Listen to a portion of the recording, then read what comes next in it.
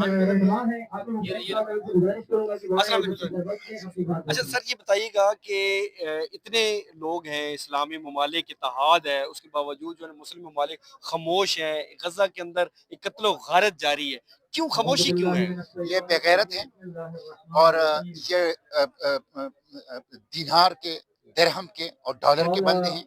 یہ امریکی غلاموں کا انجمن ہے جو OIC ایک چھوٹا سا اسرائیل گزشتہ 1 سال سے قتل عام کر رہا ہے۔ پہلے فلسطین، غزہ، ویسٹ بینک میں کرتا تھا، اب لبنان میں بھی کر رہا ہے، اب باقی ایران کو بھی اب دھمکیاں دے رہا ہے اور پوری دنیا کے سامنے یہ سب کچھ ہو رہا ہے۔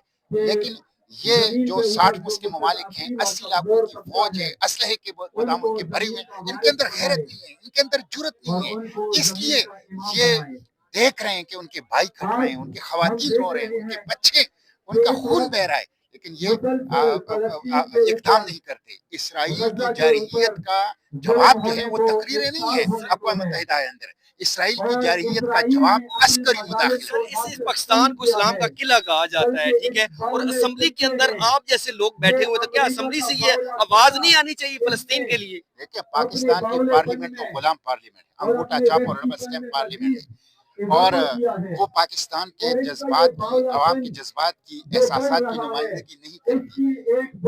حکمران جو ہیں وہ پپٹس ہیں، وہ کٹ پتلیاں ہیں، وہ IMF کے پیکج کے لیے اور وہ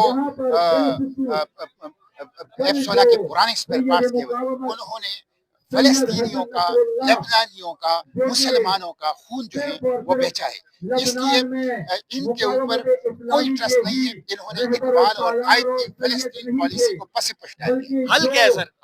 حل یہ ہے کہ عوام سڑکوں پر نکلیں۔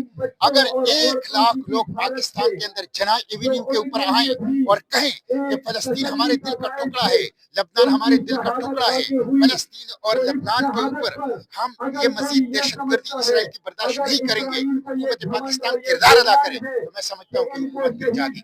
Thank you